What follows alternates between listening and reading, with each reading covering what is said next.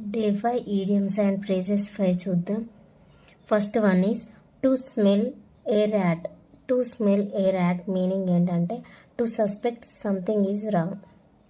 దాని మీనింగ్ ఏంటంటే ఏదో తప్పు జరుగుతుందని అనుమానం కలగడం. మనకి ఏదన్నా తప్పు జరుగుతుందని అనుమానం వస్తుంది కదా అప్పుడప్పుడు, దాన్ని ఏమంటారంటే టు స్మెల్ ఏ ర్యాట్ అని అంటారు.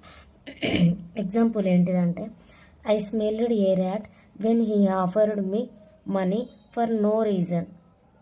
నాకు ఏదో అనుమానం కలుగుతుంది, ఎందుకంటే ఎప్పుడంటే అతను నాకు మనీ ఆఫర్ చేసిండు, ఏం రీజన్ లేకుండా మనకు మనీ ఆఫర్ చేస్తున్నాడంటే అందులో ఏదో అనుమానం ఉన్నది, తప్పు ఉన్నదని అర్థమవుతుంది కదా. అది టు స్మెల్ ర్యాట్ అని అంటే ఇది ఏదో తప్పు జరుగుతుంది అని అర్థం.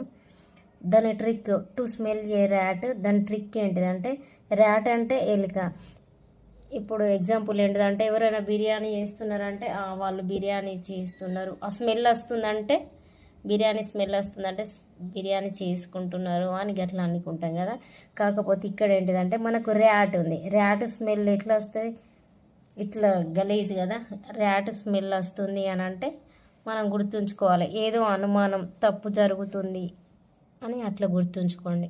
టు స్మెల్ ఏ ర్యాట్ అంటే ఏదో తప్పు జరుగుతుంది అనుమానం అంతే. To suspect something is wrong. To suspect something is wrong. Second one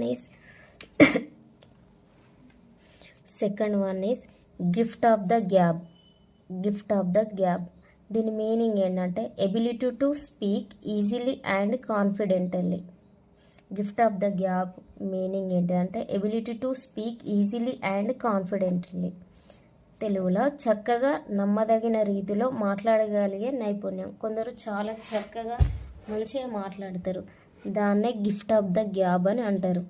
example she has the gift of the gap so she is a successful lawyer.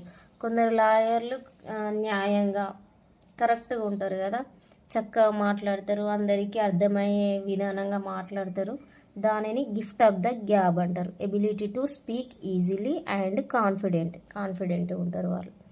Trick ఏంటిదంటే gift of the gab అంటే ability to speak easily కదా, దానికి ఇలా gift ఉంది కాబట్టి మనకు మాటలు గిఫ్ట్గా రావడం అని గుర్తుంచుకోండి. Ability to speak easily, gift ఏం గిఫ్ట్, మాటలు, స్పీక్ ఈజీలీ అండ్ కాన్ఫిడెంట్లీ అని గుర్తుంచుకోండి. థర్డ్ వన్ ఈజ్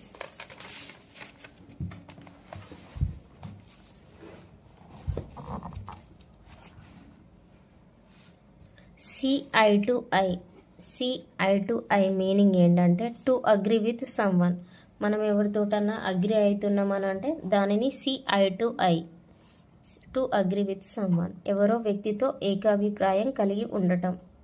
దీని ట్రిక్ ఐ టు ఐ, మనం కళ్ళలోకి కళ్ళు ఇట్లా ఐ టు ఐ అంటే ఒప్పుకోవడం అని గుర్తుంచుకోండి. సిఐ టు ఐ అంటే to agree with someone. Example the manager and the team finally saw eye to eye on the project deadline. Manager and team finally project డెడ్ లైన్కి agree అయ్యారు అన్నట్టు. ఓకేనా, manager and team finally project డెడ్ లైన్కి agree అయ్యారు.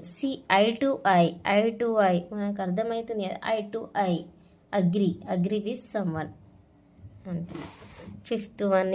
Fourth one is sit on the fence. అంటే meaning ఏంటి, sit on the fence to avoid making a decision or taking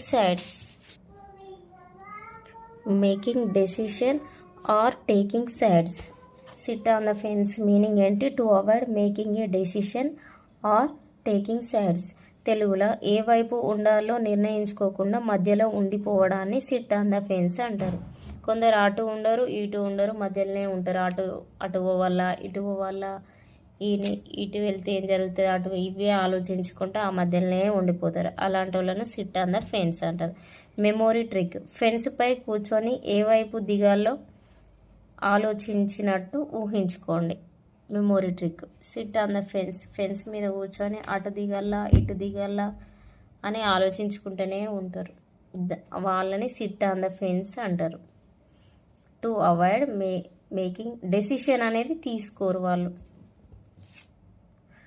example ఏంటిది? You can't SIT on the fence for ever, you have to choose.